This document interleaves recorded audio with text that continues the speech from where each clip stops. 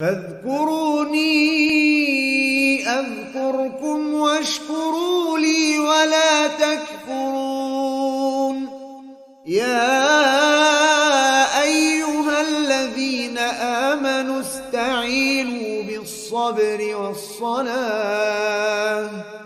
إن الله مع الصابرين.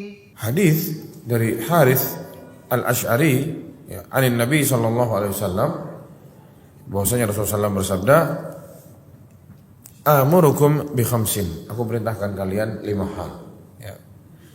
Ini hadisnya diriwayatkan oleh Imam Tirmidzi dan Imam An-Nasa'i dan Imam Ahmad dan Imam Ibnu Hibban, itu juga Ibnu Khuzaimah, itu juga At-Tabrani dan juga Al-Hakim dan juga Imam Al-Baihaqi. Ya. Banyak. Ya, di sini banyak yang meriwayatkan hadisnya dari para muhaddisin dan imam-imam ahli hadis. Rasulullah SAW bersabda, aku perintahkan kalian 5. Yang pertama, ya Allahu amarani bihinna, dan Allah yang memerintahkan aku akan 5 ini. Disuruh sampaikan kepada para sahabat. 5 hal. Aku perintahkan kalian 5 hal yang diperintahkan oleh Allah Subhanahu wa taala. Yang pertama, as-sam'u wat ta'ah. Yang pertama adalah mendengar dan taat kepada Allah, kepada Rasulnya, dan juga kepada para pemimpin-pemimpin kaum muslimin. Disyarah oleh Syekh Shalih Al-Fauzan ya, li'annahu, karena kenapa kita disuruh mendengar yang pastinya kepada Allah dan Rasulnya, dan juga kepada waliul amril muslimin ya, yang memegang perkaranya kaum muslimin ya, pemimpinnya kaum muslimin. Li'annahu la yastaqimal amru illa bis-sam'i wat ta'ah, karena perkara kaum muslimin tidak bisa rapi dan lurus kecuali dia taati peraturan-peraturan yang ada. Ya, fal muslimun, maka orang-orang Islam la yasluh ay yabqu mutafarriqin. Tidak pantas ya orang-orang muslim itu ya, terus-terusan berada di dalam gontok-gontokan dan terpecah belah. Mereka harus bersatu ya, bersama-sama ya, di atas jalan yang benar. Wala yastami'una illa ala imamin awwali amrin, dan tidak bisa mereka itu bersatu ya ada dalam satu negeri aman tentram melainkan dia harus patuh sama pemimpinnya. Kalau ada yang membelot, bikin grup-grup sendiri, oh saya grup fulani memberontak tidak setuju, grup fulani memberontak tidak setuju, dan seterusnya, carut-marutlah semua, bunuh-bunuhan antar warga akhirnya. Ya, salah satu cara untuk supaya bersatu, supaya kuat ya harus bersatu. Bersatunya gimana? Di bawah perintah satu pemimpin yang ada. Wala tahsulul ummatu wa wilayatul amri illa bis-sam'i wat ta'ah. Atau wala tahsulul imamah, dan pemimpin itu tidak diletakkan melainkan memang harus didengar dan ditaati. Tapi para jamaah, lakin kata Syekh, fi ghairil ma'siyah, taat yang selain maksiat. Bukan taatnya mutlak. Buka kerudung, buka semuanya. Minum khamar, pesta-pesta, minum khamar, tidak boleh. Rasulullah SAW bersabda, la ta'ata li makhluqin fi ma'siyatil khaliq. Jadi tidak ada ketaatan kepada para hamba Allah dalam rangka bermaksiat kepada Allah. Tidak ada ketaatan. Yang namanya ketaatan dalam rangka bermaksiat tidak ada kepada siapapun itu. Ada yang nyuruh maksiat kepada Allah tidak boleh ditaati, mau orang tua kek, mau suaminya kah, mau abangnya, mau siapapun itu, mau bosnya, mau pemimpin negerinya kaum muslimin nyuruh dia bermaksiat kepada Allah, haram hukumnya untuk ditaati. Maka lanjut omongan yang tadi, maka wajib hukumnya mendengar dan taat untuk para pemimpin, tapi dalam rangka bukan maksiat. Wa illa la yatimmu ijtima'il muslimin. Kalau ini tidak dilakukan, maka kaum muslimin akan rapuh dan lemah dan tidak akan pernah kuat. Wa la tatawahhadu kalimatuhum, dan tidak pernah ada satu suara, kaum muslimin punya satu suara, tidak bisa. Wa la yakunu lahum jama'atun yandhuna tahtaha. Dan seakan-akan jamaahnya banyak tercerai-berai, tidak bisa bersatu di bawah kepemimpinan imam tersebut. Maka para jamaah subhanahu wa Allah, ya, ini juga diperintahkan sesuatu yang diperintahkan oleh Rasulullah SAW kepada kaum muslimin agar bersatu, jangan bikin kelompok-kelompok sendiri. Oh, saya tidak bisa, saya berbaiat kepada fulan. Ya, tinggal di negeri ini, semuanya ikut di sini, semuanya nama-namanya KTP semua di sini, tapi dia punya jamaah sendiri, ikut pemimpinnya sendiri. Seperti orang-orang apa istilahnya itu? LDII. Ya. Itu punya jamaah sendiri. Punya amir sendiri, punya gubernur sendiri, ya bikin negeri sendiri, orang disuruh baiat.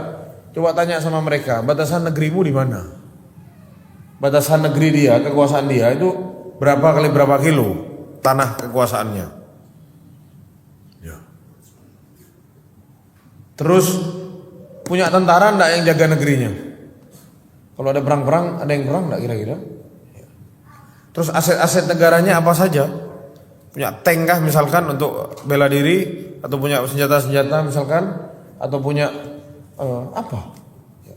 Kalau ada yang salah di antara mereka, ada kantornya resmi untuk ngurus pernikahan misalkan, kehakiman misalkan, mau naik haji apakah mereka ikut ngurus juga dan lain-lain? Ya tidak ada jemaah. Dia pakai grup sendiri, punya imam sendiri, punya amir sendiri, ya merusak ini bahaya. Kalau tidak ikut semua mereka dikafirkan. Kalau tidak ikut semua mereka dikafirkan, dianggap bukan orang Islam. Bahkan ada salah seorang pentolan mereka yang sudah hijrah bilang dulu itu semua mereka sama atasan-atasannya, sama guru-gurunya, kalau mau nyuri aja, tidak apa-apa. Belanja misalkan nih beli gorengan 10, ambil sendiri, bilang aja 8, tidak apa-apa dicuri karena mereka bukan kaum muslimin. Ini pengakuan dari mereka sendiri. Ya, makanya yang tobat-tobat dari sana tuh pada minta maaf ke orang-orang yang pernah ya barangnya dicuri di warung-warung itu.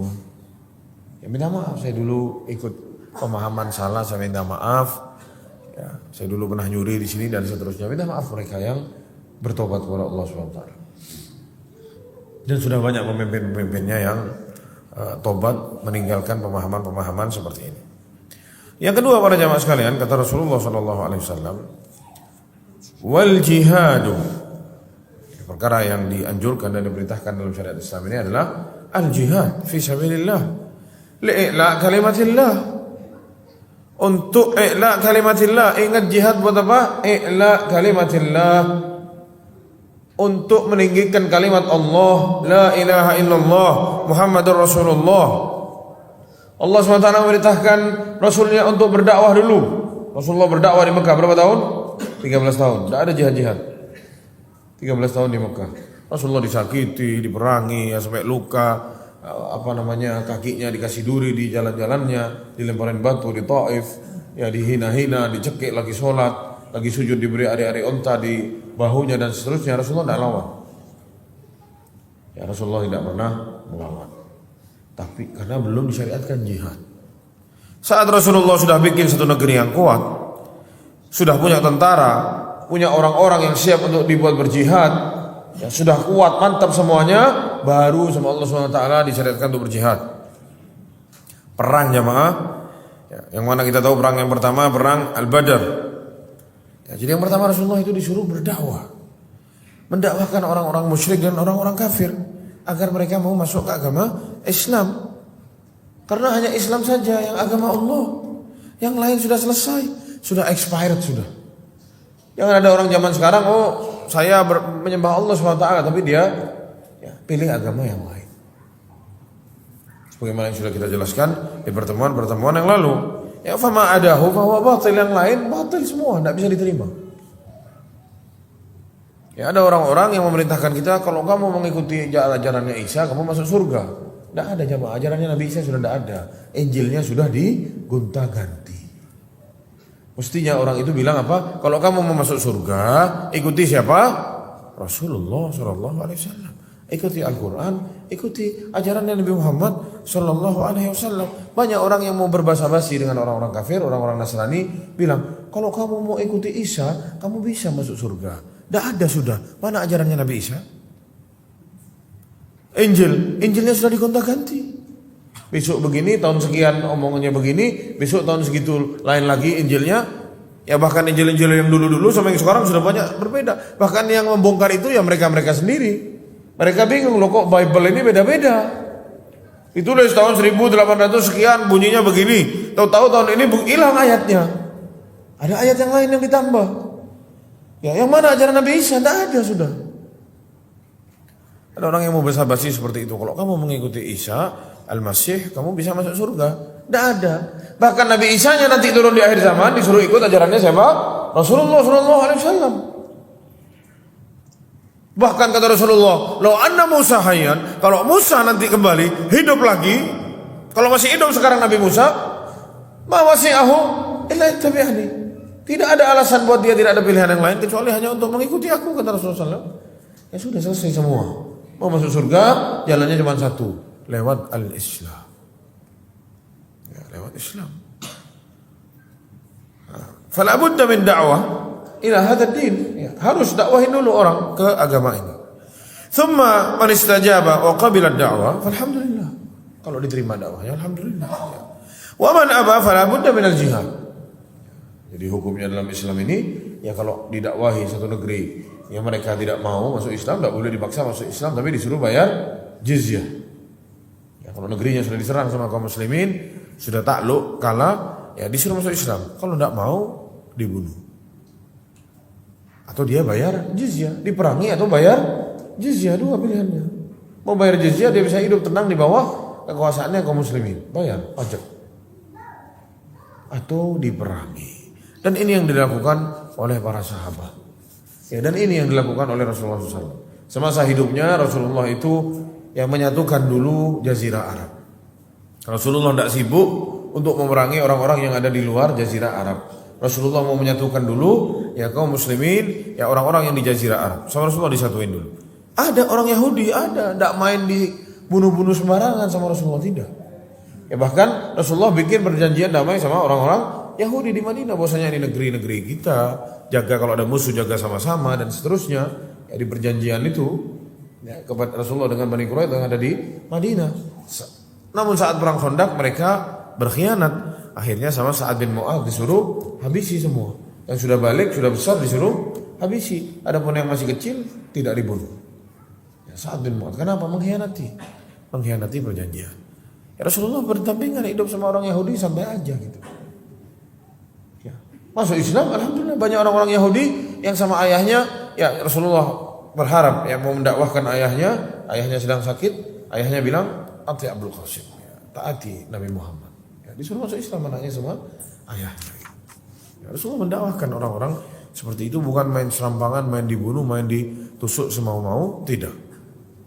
Kejadian Bani Quraidah ya karena mereka mengkhianati perjanjian yang sudah mereka buat kepada Rasulullah Sallallahu Alaihi Wasallam. Rasulullah satukan dulu Jazirah Arab. Di detik-detik Rasulullah mau meninggal dunia, baru Rasulullah siapkan tentara untuk berangkat melawan orang-orang Romawi. Adapun perang Tabuk, perang Mu'tah, ya perang Tabuk tidak jadi perang, musuhnya takut. Perang Mu'tah yang perang. Dan perang Tabuk itu dikatakan Rasulullah mau berangkat karena tahu orang-orang Romawi mau masuk ke Jazirah Arab, sudah merasa terancam. Ya, karena Rasulullah semakin hari semakin solid, semakin kuat, semakin banyak pengikutnya, menjadi ancaman mau dihabisi. Sama Rasulullah dikejar, diuber ke sana sebelum mereka masuk. Namun akhirnya tidak jadi perang. Di detik-detik Rasulullah meninggal dunia, Rasulullah siapkan tentara yang dipimpin oleh siapa? Usama bin Zaid radhiyallahu anhu. Usama bin Zaid bin Harithah radhiyallahu anhu. Ya, Zaid bin Harithah abahnya Usama meninggal di perang Mu'tah. Ya, pemimpinnya Ja'far, Zaid, terus Abdullah bin Rawahah, mati semuanya. Baru terakhir diambil sama Khalid ibn Walid. Ya, yang 3.000 tentara itu bisa lolos dari kepungan 200.000 tentara. Wallahu alam gimana caranya kita tidak tahu. Yang 3.000 mundur, yang 200.000 juga mundur karena kewalahan melawan 3.000 orang. Ya, gimana jemaah? Antum dikepung sama 70 orang. Gimana caranya lari? Yang 3.000 mundur, yang 200.000 mundur juga. Gimana jemaah? Khalid bin Walid radhiyallahu anhu. Saat Usama bin Zaid mau berangkat, beberapa hari sudah berangkat di jalan, 2 hari atau 3 hari, Rasulullah SAW, yang mereka dengar kabar Rasulullah meninggal dunia. Akhirnya kembali mereka ke Madinah. Lalu di hari yang sama orang-orang Ansor yang ada di Saqifah Bani Sa'idah, ya, di situ ada Sa'ad bin Ubadah dan para pemimpin-pemimpinnya orang Ansor, orang Aus wal Khazraj yang ada di Madinah. Ya, mereka berpikir, ini siapa sekarang yang mimpin gitu. Ini di Madinah sekarang bukan cuma orang Ansor saja, sudah ada orang Muhajirin, ada orang-orang Mekah yang jadi orang sini sekarang. Terus siapa yang mimpin kita? Yang mana kisahnya dikisahkan, ya, Abu Bakar, Umar dan Abu Ubaidah bertiga jalan dari rumahnya Rasulullah setelah Rasulullah meninggal dunia.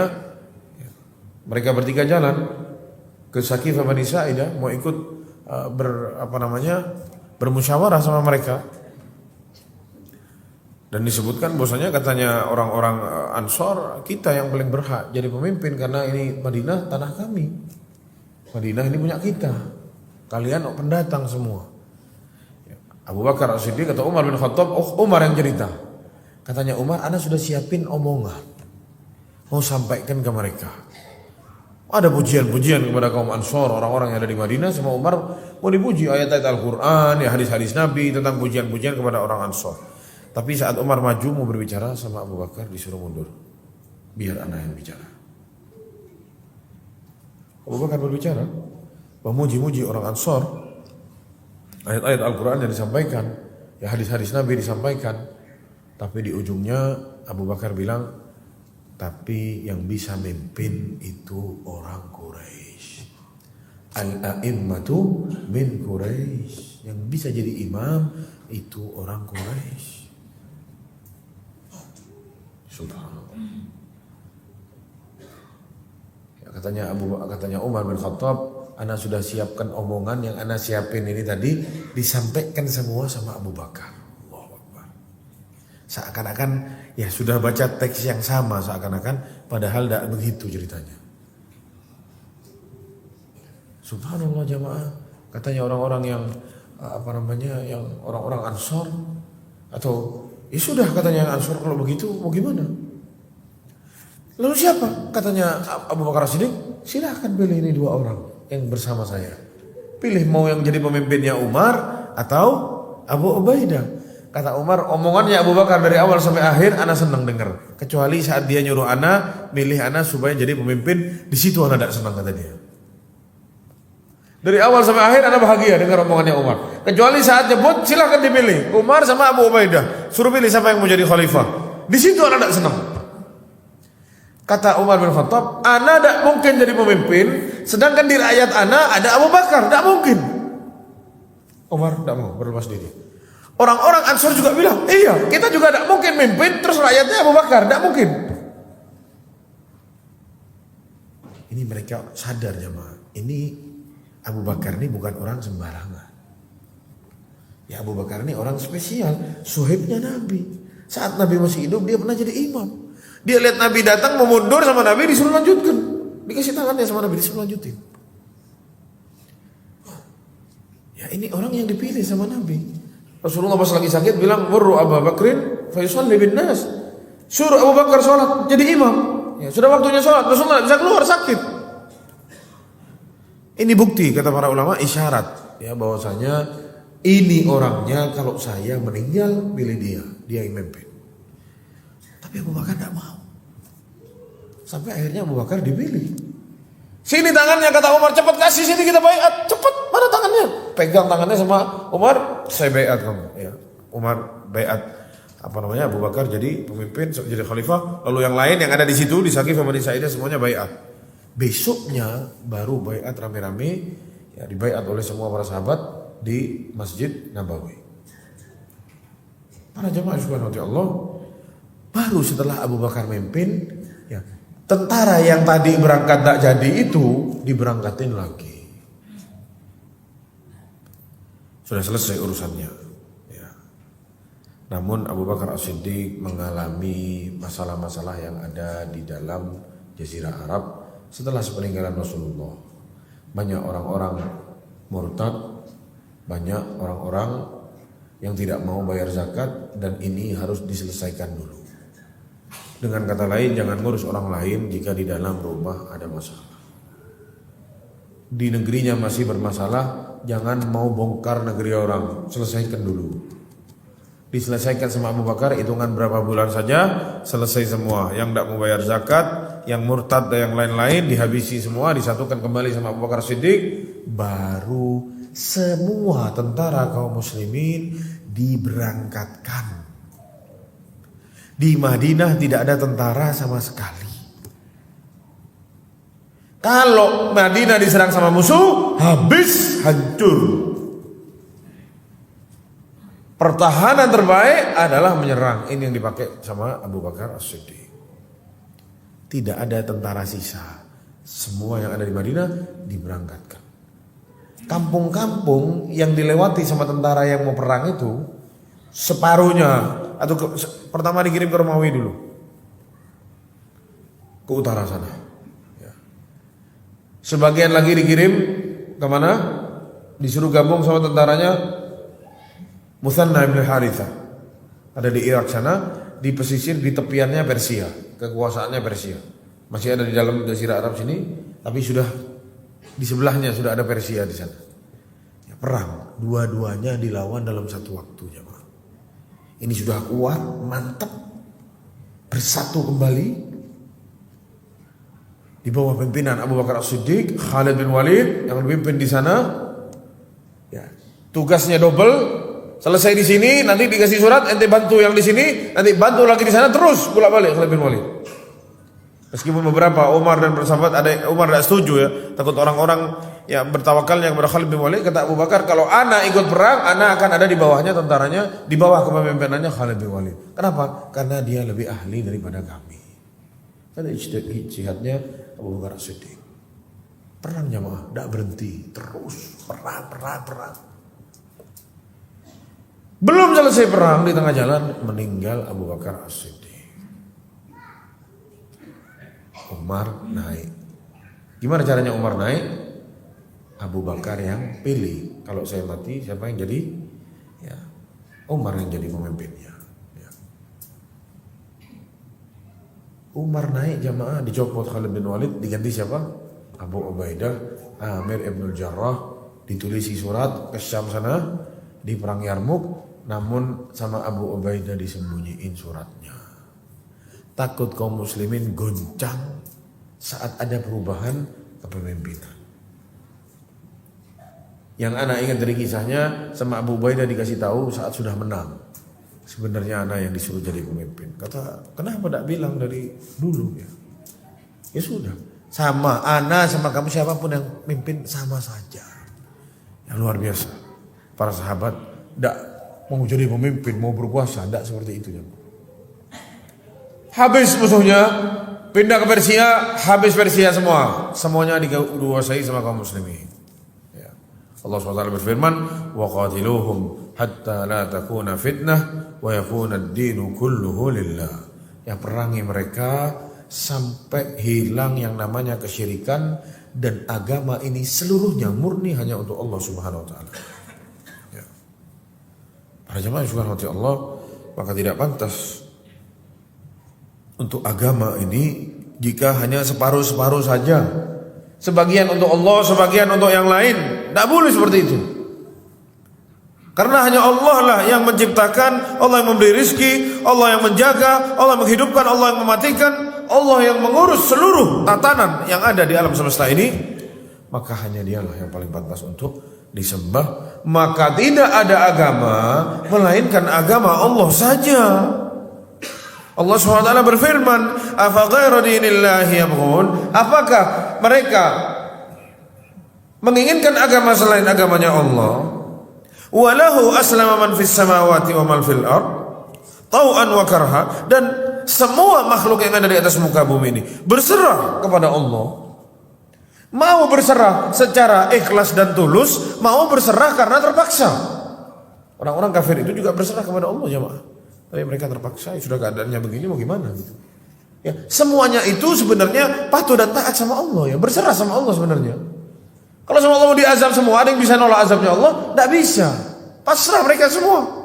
Di depan mukanya ada air tsunami misalkan tingginya 30 meter, mau lari kemana dia? Tidak bisa. Hakikatnya semuanya berserah kepada Allah. Ada yang berserah dengan ikhlas dan tulus, tapi ada yang berserahnya itu terpaksa. Ia mengikuti takdir saja. Takdirnya siapa? Takdirnya Allah Subhanahu wa taala yang mengatur semua. Jadi apakah masih menginginkan agama selain agama Allah, sedangkan semuanya berserah kepada Allah Subhanahu wa taala, pasrah kepada Allah? Ya. Maka para jamaah subhanahu wa Allah, agama ini ya, adalah agama Allah dan tidak ada agama yang lain. Dan Allah tidak akan terima dari siapapun itu agama selain agama Allah kelak di hari kiamat. Maka tidak ada alasan lagi para jamaah sekalian ya. Ada orang yang mau beragama dengan agama selain agamanya Allah, yang merasa oh ini agama yang paling benar, semuanya benar, misalkan sama-sama dari langit, dari Allah juga, tidak ada. Selesai semuanya. Yang ada hanya agama Islam. Fala budda minal jihad di tauhid al-ibadati lillah. Maka disyariatkannya jihad ini supaya orang mentauhidkan Allah Subhanahu wa taala. Allati khalaqallahu al-khalqa min ajliha. Ya, ini namanya jihadut talab. Jihad apa? Talab. Keluar dari negerinya, serang itu kaum musyrikin. Harus ada pemimpinnya yang bawa. Lain sama jihadud dafa. Kalau negeri kita diserang sama orang mau merampas, lawan jemaah. Ya, dilawan. Wa arsala ar-rusul libayaniha wa amara al-ibada biha. Dan Allah Subhanahu wa taala mengirimkan para nabi dan rasul ya agar mendakwahkan tauhid ini dan berjihad di jalan Allah Subhanahu wa taala.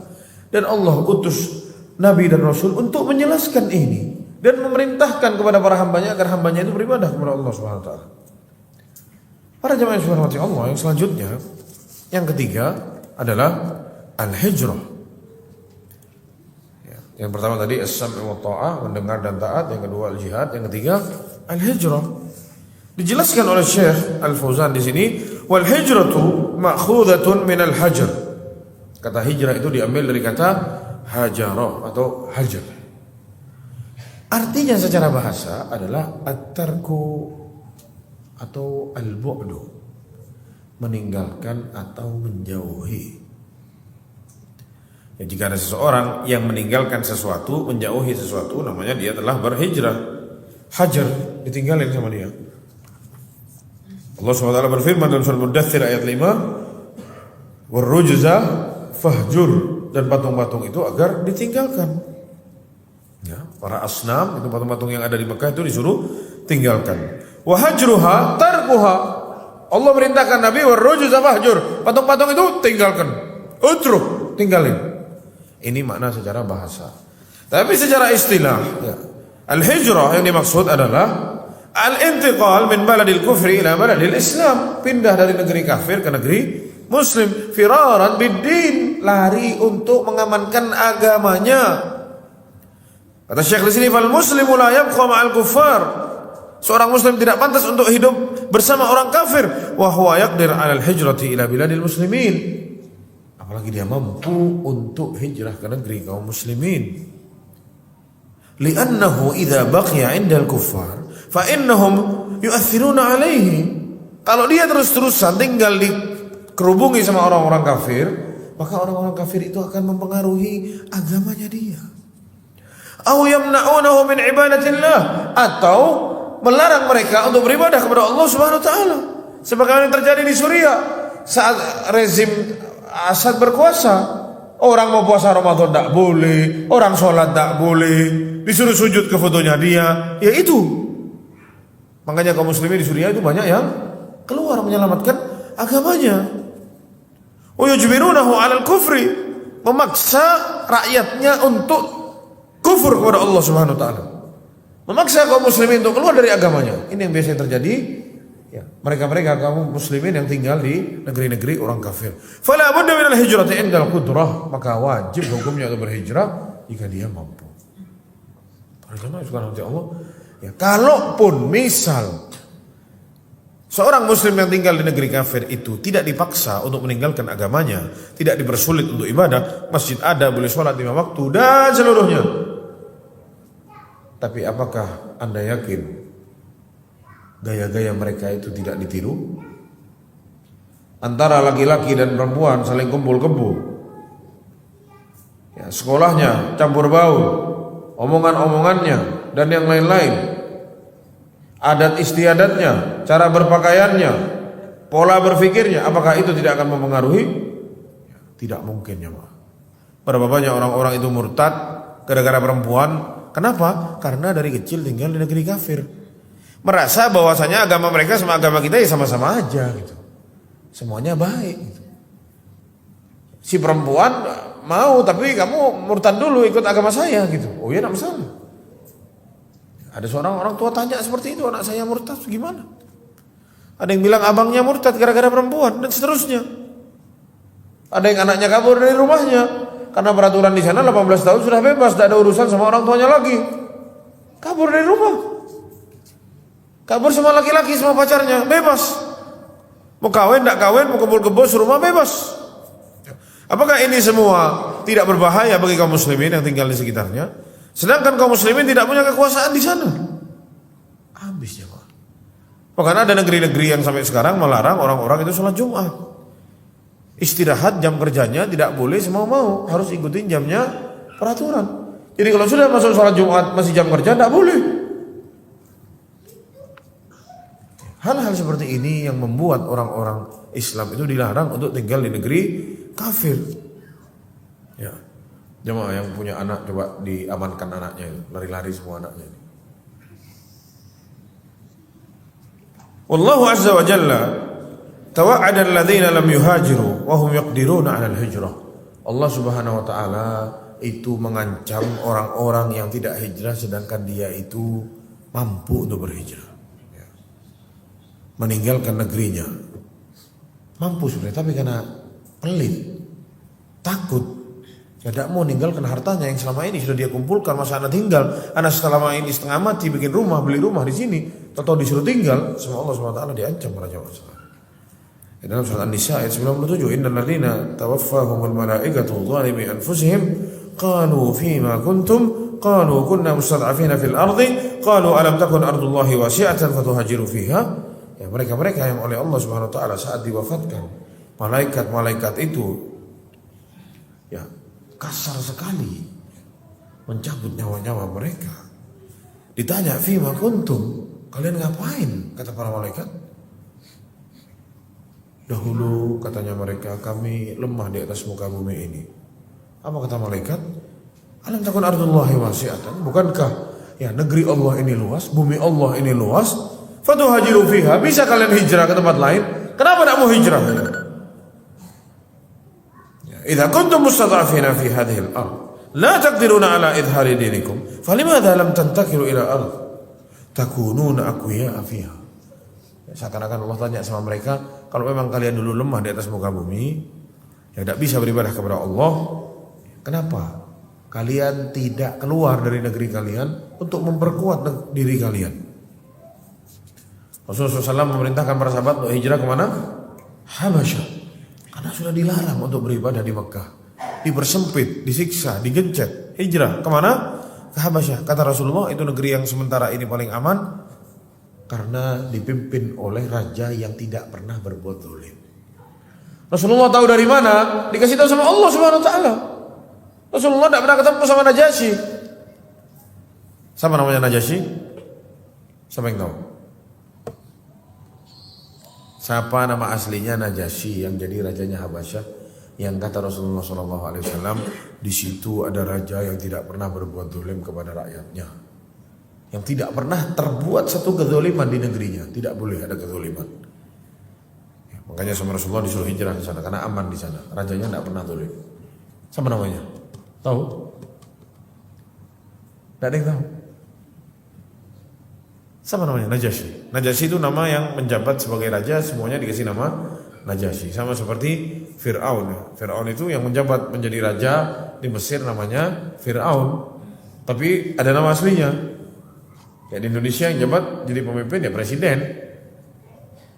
Kalau di sana punya nama masing-masing. Ya kalau di Romawi Kaisar, kalau di Persia Kisra. Tapi punya nama masing-masing. Kalau yang Persia namanya Yazdajir, ya, Yazdajir namanya. Kalau yang yang di Romawi, kaisarnya namanya siapa? Heraklius namanya. Kalau Najasyi siapa nama aslinya? Kalau Fir'aun namanya Walid bin Mus'ab. Siapa namanya? Walid bin Mus'ab. Kalau Najasyi namanya Ashamah ibnu Abhur, atau di riwayat yang lain dibilang namanya Ashamah ibnu Abjur. Itu namanya. Berangkat ke sana jamaah para sahabat. Ada Mus'ab bin Umair berangkat juga, dipimpin sama Utsman bin Affan sama putrinya Rasulullah Ruqayyah juga berangkat juga ke sana. Di sana juga ada Abu Hudzaifah Ibn Utbah bin Rabi'ah, ya, sama istrinya, putrinya Suhail ya, bin Amr berangkat menyelamatkan agamanya. Ya, tanya sama malaikat nanti, kenapa kok kamu tidak hijrah? Kenapa kamu kok terus-terusan menghinakan diri di sini? Tidak bisa, oh iya tidak bisa. Digencet, tak boleh sholat, tak boleh ini, tak boleh itu. Kata Allah SWT, faulaika ma'wahum jahannam. Orang-orang seperti itu tempat kembalinya adalah neraka jahannam. Wa sa'at masira illal mustad'afina, kecuali yang betul-betul lemah. Minar rijali wan nisa, yang sudah tua, tidak punya harta sama sekali, tidak kuat, wal wildan, dan juga anak-anak kecil yang memang tidak bisa berhijrah. La yastati'una hilatan wa yahtaduna sabila. Memang sudah tidak bisa ke sana. Tidak bisa keluar dari negerinya. Ya, faulaika asallahu ya'fu anhum, maka mereka lah yang semoga diampuni oleh Allah Subhanahu wa taala. Wa kana Allahu ghafurur rahim, dan Allah Subhanahu wa taala Maha Pengampun dan Maha penyayang. Atau wa kana Allahu afuwan ghafura, Allah Subhanahu wa taala akan mengampuni dia dan akan memaafkan dosa-dosanya. Lalu ayatnya berbunyi, wa man yuhajir fi sabilillahi yajid fil ardi murawaman katsiran wasa'.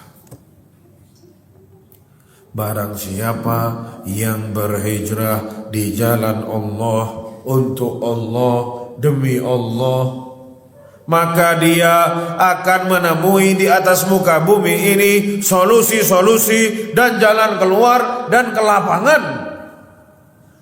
Solusinya hijrah, jemaah. Maksiat tinggal, hajar, tinggal maksiatnya, hijrah kita. Tinggal di negeri kafir, sudah di negeri kafir jadi cleaning service lagi. Mau ngapain jemaah? Negeri kaum muslimin banyak gitu.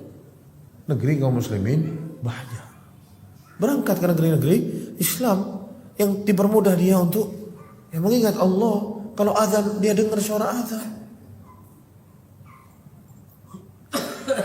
Yang dia bertetangga sama kaum muslimin, peduli sama Islam. Yang didengar sama dia Allahu Akbar, Allahu Akbar. Ada pengajian kaum muslimin. Saling bercengkrama antara kaum muslimin dengan kaum muslimin yang lain. Kenapa tidak ke negeri yang seperti itu? Kenapa kok tidak diamankan agamanya? Ustaz, tapi alhamdulillah Ustaz, Anda sudah paham, Anda sudah belajar dan seterusnya. Iya, terus gimana anakmu besok? Kalau anaknya masih selamat, anaknya lagi gimana nanti? Tidak ada yang jamin, jemaah. Banyak kaum muslimin di sana meletakkan dirinya di tepi jurang. Dia mungkin selamat, tapi keturunannya, keluarganya belum tentu selamat. Ada kawan ayah anak tinggal sampai sekarang di negeri kafir, anaknya dibawa kabur sama laki-laki, entah kemana tidak tahu. Dia ini masih sholat, masih Islam, kadang suka pulang ke Indonesia, tapi istrinya orang kafir, Nasrani istrinya. Punya anak, entah apa agama anaknya tidak tahu, umur 18 tahun, hari ini 18 tahun, besoknya hilang. Kabur, dibawa kabur sama pacarnya. Na'udzubillah.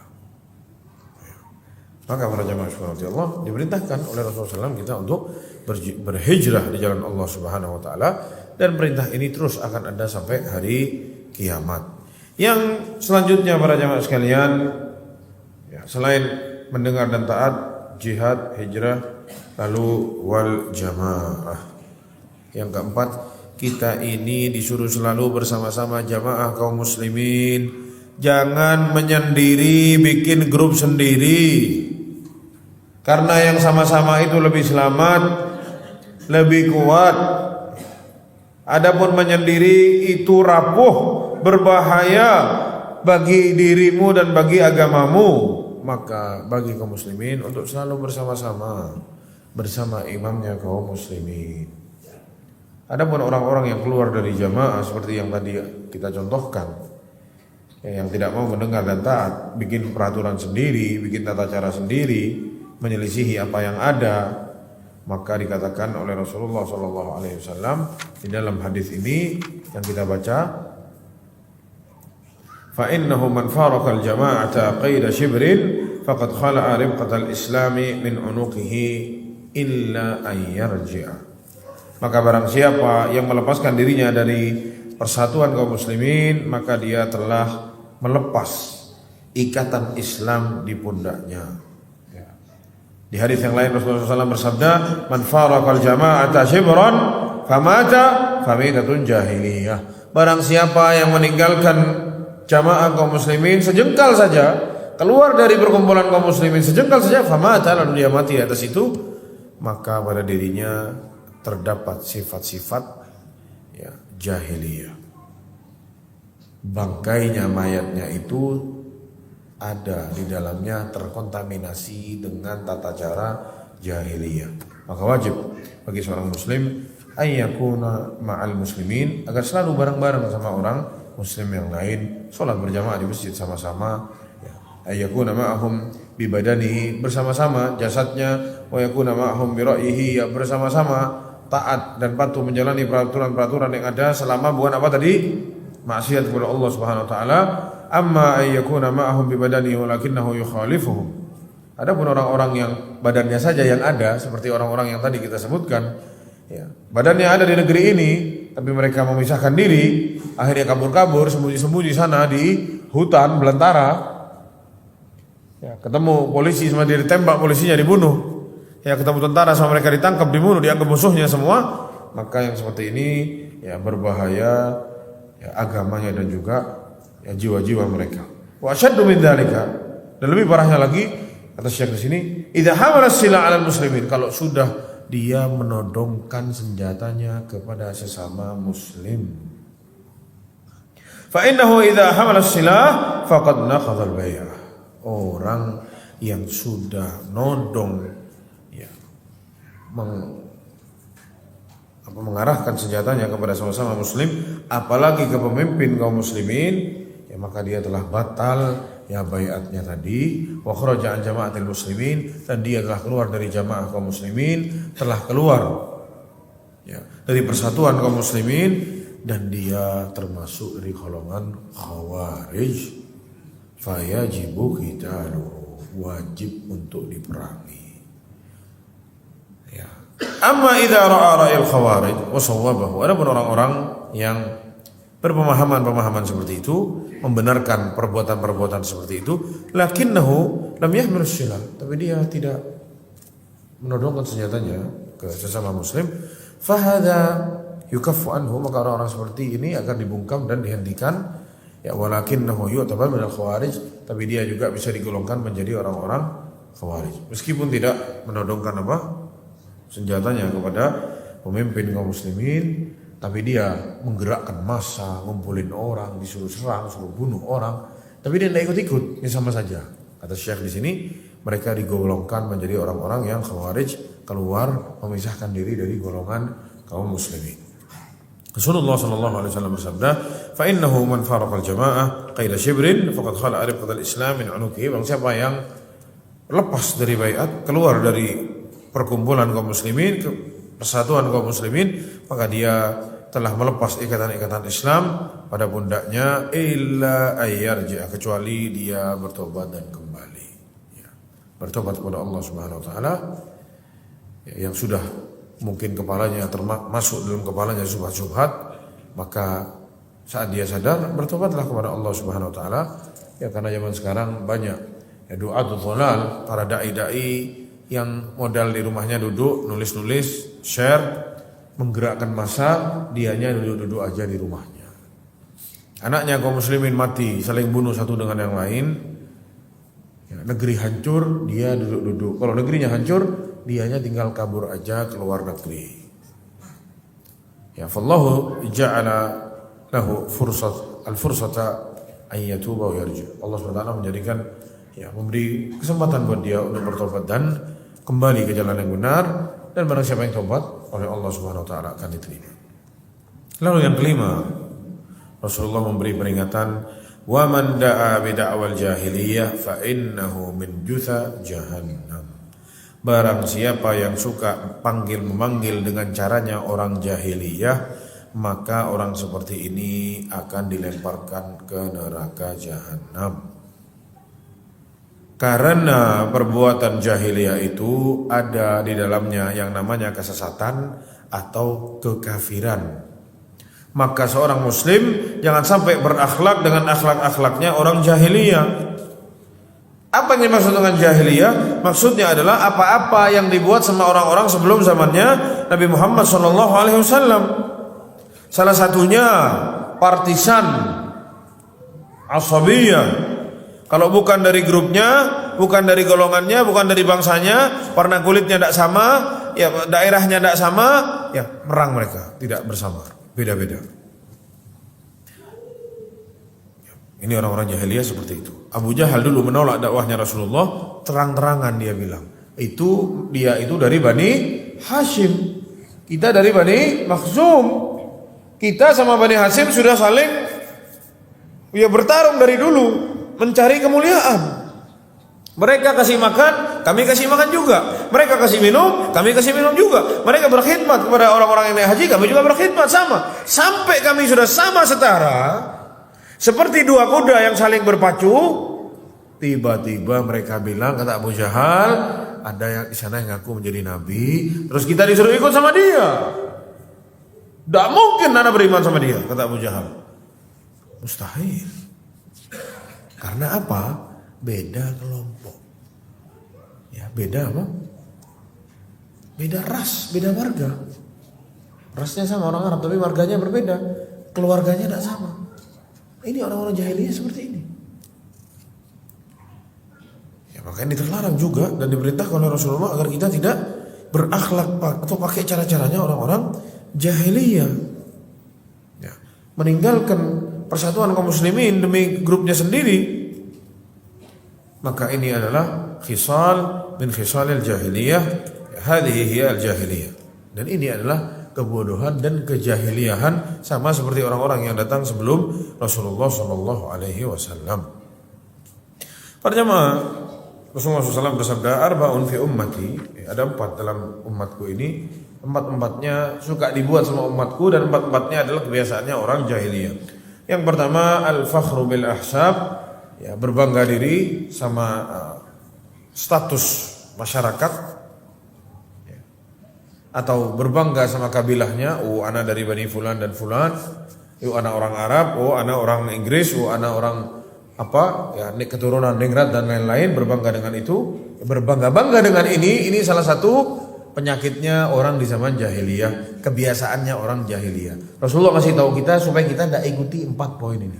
Yang kedua, at-ta'nu fil ansab, merendahkan kelompok yang lain, merendahkan keluarga orang lain yang bukan dari kelompoknya, bukan dari keluarganya. Wan niyahatu 'alal mayyit, dan kalau ada orang mati diratapi, nangis berlebihan, teriak-teriak, ya, sampai ke titik tampar-tampar mukanya sendiri, seperti orang-orang Syiah itu, melukai dirinya sendiri, sobek-sobek bajunya sendiri, ya, wal istisqa bin nujum, dan meminta turun hujan, ya, berdoa kepada bintang-bintang. Ini kebiasaan orang jahiliyah.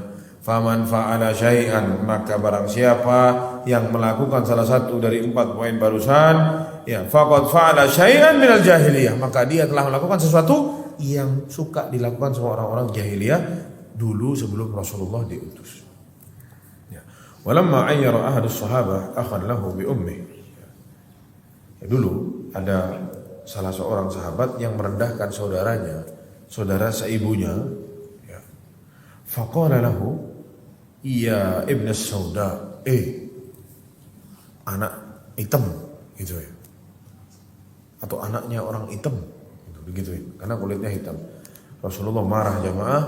Rasulullah bilang, a'ayyartahu bi ummi, apakah kamu hina dia, ya, lewat ibunya, atau kamu hina ibunya? Innaka mru'un fika jahiliyah, sungguh kamu adalah seseorang yang punya sifat-sifat jahiliyah, kata Rasulullah Shallallahu Alaihi Wasallam. Adapun orang-orang mukmin para jamaah sekalian, mereka tidak akan berbuat seperti ini, ya tidak berbuat apa-apa yang dibuat sama orang-orang jahiliyah.